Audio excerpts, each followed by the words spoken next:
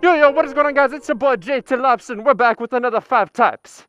Don't you run away from him, boy. Get back here, boy. Alright, guys, today we're going to be talking about the 5 types of males in the Navy. We've done a lot of these 5 types. We just did females. We've done 5 types of sailors on deployment. We've done sailors in the barracks, 5 types of chiefs.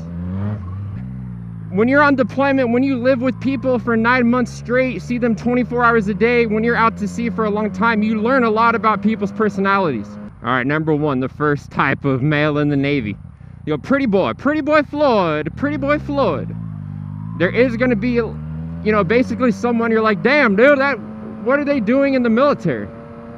Dude, like, this person should be like, it's like Tom Brady, bro. This person should be modeling for Calvin Klein. And, you know, come to find out, a lot of times these people will also be very good at their job. You're like, dude, that's not fair, man. This dude looks like a freaking model, and he's kick-ass at his job, and they have a great personality too, man. Like, there's no way you can be upset at this person. You know, it's just like, damn, dude, they won the genetic lottery. They won the genetic freaking jackpot. You can't hate these types of people because, you know, like I said, they're still good people. They're still really good at their job, and you know, it just so happens that like I said, genetics, bro. All right, number 2.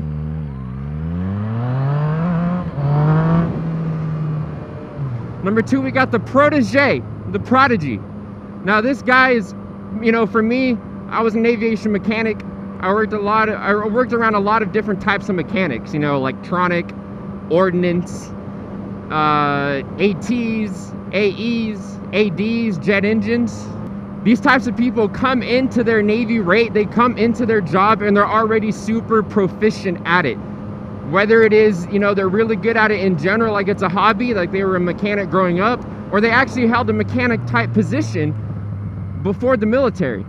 They come in and they're already able to troubleshoot systems, they're already able to work on the aircraft, they're already able to do awesome maintenance.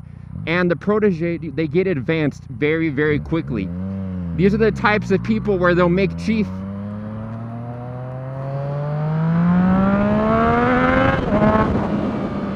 You know, they'll make chief in 7 years, 8 years.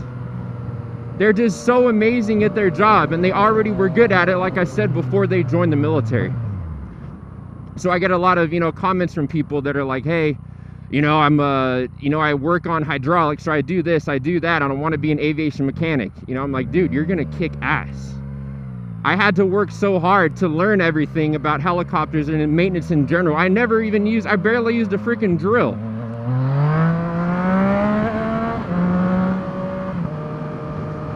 All right, now number 3.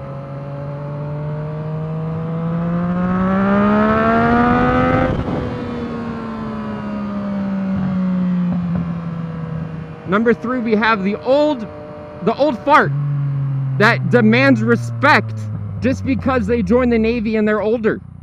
You know, whether it be their late 20s, even their mid 20s, early 30s.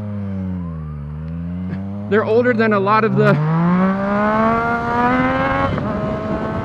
They're older than the main demographic that joins, and they think they deserve respect just because they have more life experience. Those are the types of people that I hate. Those are the types of people that, as a 22-year-old E5, I was in charge of. I was in charge of a couple 30-year-olds that thought they demanded respect just because, like I said, they were older. And they weren't even necessarily really good at their job. You know, and you have to show respect to get respect in the military, especially if you're lower ranking. There's a thing called insubordination. You know, and a lot of these people got in trouble for being insubordinate and having attitudes just because people didn't listen to them. Dude, you don't know everything. Cool, you're in your 30s, but you don't know shit about, you know, aviation mechanic or, you know, how to launch an aircraft.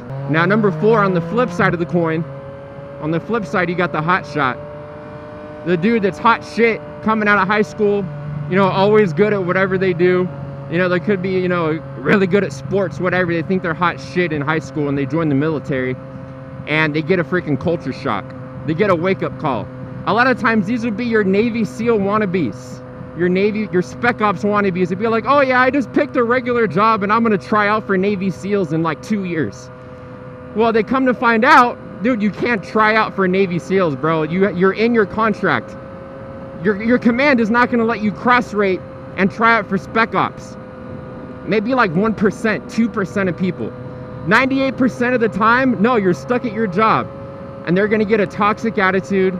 They're gonna be sour. They've never been humbled like that in their life. They think they're hot shit coming out of high school and knowing everything. And like I said, it's a reality shock, it's a culture shock.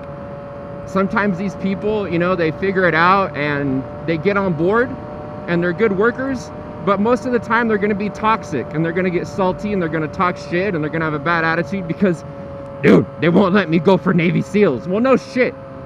You should have done that before you picked your job.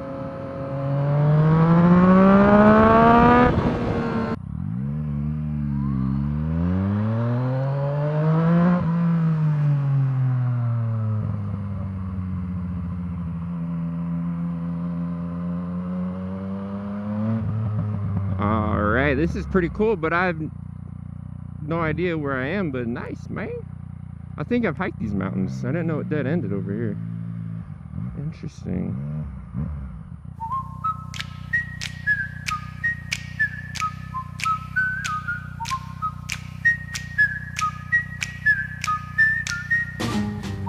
Alright, last but not least, number 5, we have the grinder.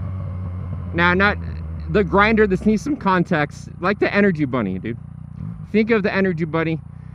This dude does not quit. This kid just freaking grinds. He works, man, they put in so much work. This is the type of junior sailor that you want to see. They never run out of energy. They're always putting in extra work. They're always staying late working on their quals. The grinder usually will be dual warfare qualified. They'll have their EAWS, their aviation warfare pin, and they'll have their surface warfare pin. And they won't even be in for 4 years, 3 years. They'll get dual warfare qualified super freaking quick, man.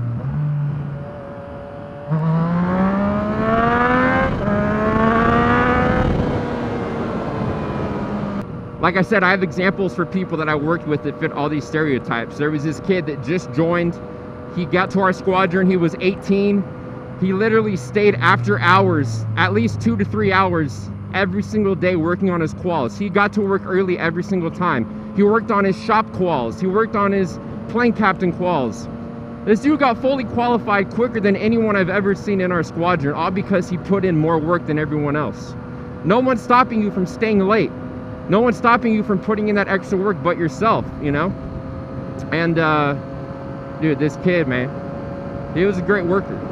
That's the kind of person that you want to have on your team. Me being a supervisor, that's the kind of person that I want to supervise. Someone that just you can depend on, that they're putting in, they're giving 120%. And dude, it's freaking awesome. All right, now I said it's only 5 types. I'm just going to throw in this one. I'm not going to say too much about it, but of course there's going to be like the bully.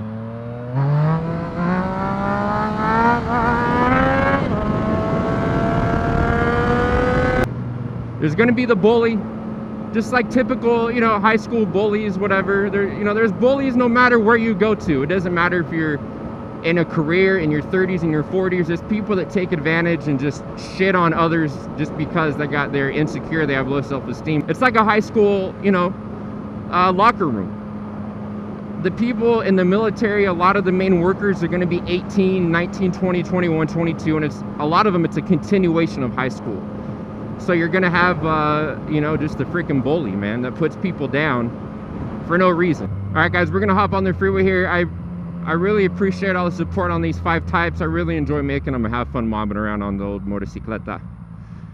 Let me know if there's other 5 types that you want to see.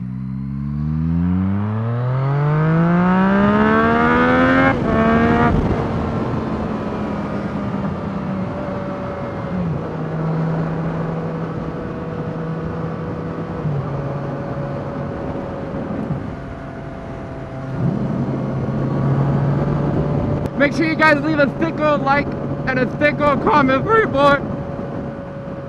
We're on the road to 100,000 subscribers for my boy. That's my boy, Papa. you wanna be me, be me. And if you wanna be you, be you. 'Cause there's a million things to do. You know that there are.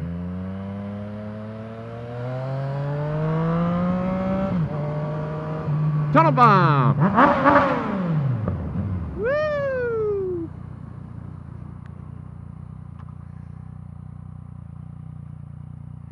What is this guy doing, dude?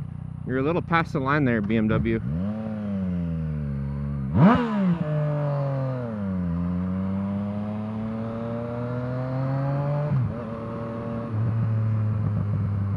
Dude, you can't not make a U-turn there.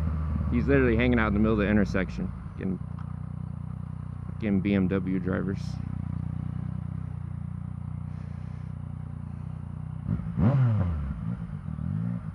Yeah, I cannot fit. This is too tight of a squeeze.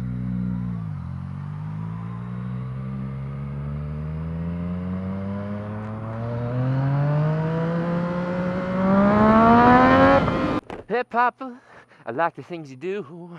Hey, Papa, if I could, I would pet you. No, you're the one and only Papa. You're a good, good, good man. And you better know that you have a great plan. Papa, yeah, you're a good, good boy. And I love you.